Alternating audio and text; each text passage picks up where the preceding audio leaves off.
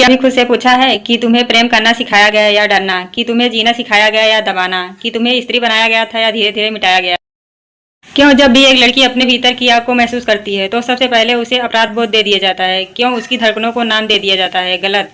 क्यों उसकी इच्छा को कहा जाता है पाप? और सबसे खतरनाक सवाल, क्या सच में प्रेम इतना दुर्लभ है या हमने उसे जीने से पहले ही मार डाला? तुम्हें बताया गया कि प्रेम त्याग है, लेकिन कभी बताया गया कि प्रेम ऊर्जा है। तुम्हें सिखाया गया कि अच्छा होना मतलब सहना, लेकिन कभी सिखाया गया कि अच्छा होना मतलब जागना। एक लड़की जब पैदा होती है तो उसके भीतर कोई कमी नहीं होती, वह पूरी होती है, लेकिन धीरे धीरे उसे सिखाया जाता है कि चुप रहो, सहन करो, झुको, क्योंकि अच्छी लड़की वही है जो ज्यादा सवाल ना पूछे। और सबसे बड़ा झूठ यह है कि प्रेम त्याग से पैदा होता है, नहीं, प्रेम दबाने से नहीं, प्रेम स्वीकार से पैदा होता है। जिस दिन एक लड़की अपनी इच्छा से डरने लगती है उसी दिन उसके भीतर का प्रेम सिकुड़ने लगता है, क्योंकि प्रेम किसी बाहर की चीज से नहीं आता, प्रेम तुम्हारे भीतर से उठता है, ठीक उसी जगह से जहाँ तुम्हारी चाहतें उठती है, जहाँ तुम्हारी कामना उठती है, जहाँ तुम्हारी जीवंता सांस लेती है।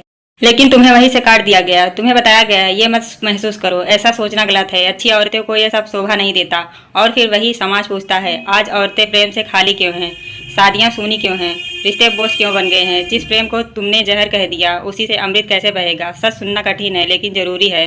प्रेम की पहली सीढ़ी इच्छा है, और इच्छा को कुचल कर कोई भी स्त्री कभी प्रेम तक नहीं पहुंच सकती। देखो प्रकृति को, फूल खिलता है, क्या वह शर्माता है? नदी बहती है, क्या वह अनुमति मांगती है?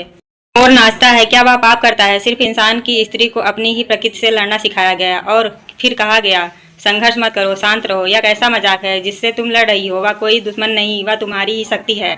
जब एक लड़की अपने भीतर की ऊर्जा से लड़ती है तो वह बाहर भी प्रेम नहीं करवाती। वह रिश्ते में जाती है लेकिन पूरी नहीं जाती, वह साथ रहती है लेकिन खुल नहीं पाती, वह माँ बनती है लेकिन प्रेम बह नहीं पाता।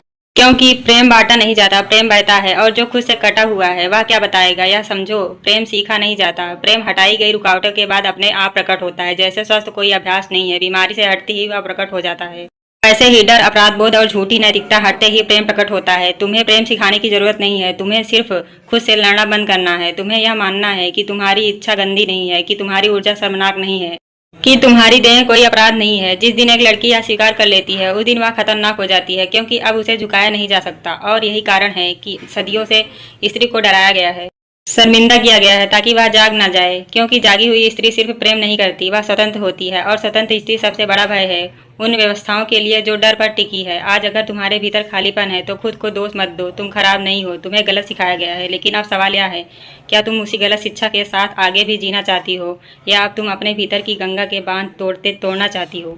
क्योंकि प्रेम बाहर नहीं मिलेगा, ना किसी पुरुष में, ना किसी रिश्ते में, ना किसी शादी में। प्रेम वही मिलेगा जहां तुमने सबसे पहले खुद को छोड़ा था, और जिस दिन तुमने खुद को वापस चुन लिया उस दिन प्रेम अपने आप तुम्हारे जीवन में उतर आएगा। शोर नहीं करेगा, घोषणा नहीं करेगा,